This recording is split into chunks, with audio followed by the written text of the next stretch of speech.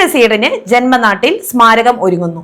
മലയാള സിനിമയിലെ നിത്യഹരിത നായകൻ പത്മഭൂഷൺ ശ്രീ പ്രേം നസീറിന്റെ ഓർമ്മയ്ക്കായി അദ്ദേഹത്തിന്റെ ജന്മനാടായ ചിറയൻകീഴിൽ നിർമ്മിക്കുന്ന സാംസ്കാരിക സമുച്ചയത്തിന്റെ ഒന്നാം ഘട്ട ഉദ്ഘാടനം സാംസ്കാരിക വകുപ്പ് മന്ത്രി ശ്രീ സജി ചെറിയാൻ ഓൺലൈനിൽ നിർവഹിച്ചു.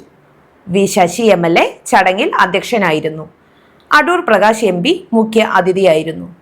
സാംസ്കാരിക വകുപ്പ് director doctor Divya S. Iyer IAS, ചലച്ചിത്ര അക്കാദമി ചെയർമാൻ റസൂൽ പൂക്കുട്ടി, ചലച്ചിത്ര academy vice chairperson Kukku Parameswaran, academy secretary Ajoy R. Subhash തുടങ്ങി രാഷ്ട്രീയ, സാമൂഹിക, സാംസ്കാരിക രംഗത്തെ നിരവധി പ്രമുഖർ ചടങ്ങിൽ പങ്കെടുത്തു. ആകെ 5,40 ലക്ഷം രൂപ ചെലവ് പ്രതീക്ഷിക്കുന്ന സ്മാരക സമുച്ചയത്തിന്റെ ഒന്നാം ഘട്ട നിർമ്മാണത്തിനായി സംസ്ഥാന സർക്കാരിന്റെ സാംസ്കാരിക വകുപ്പിൽ നിന്ന് 1,32 ലക്ഷം രൂപയും ചിറയൻകീഴി MLA P. ശശിയുടെ ആസ്തി വികസന ഫണ്ടിൽ നിന്ന് 1,58 ലക്ഷം രൂപയും വിനിയോഗിച്ചിട്ടുണ്ട്.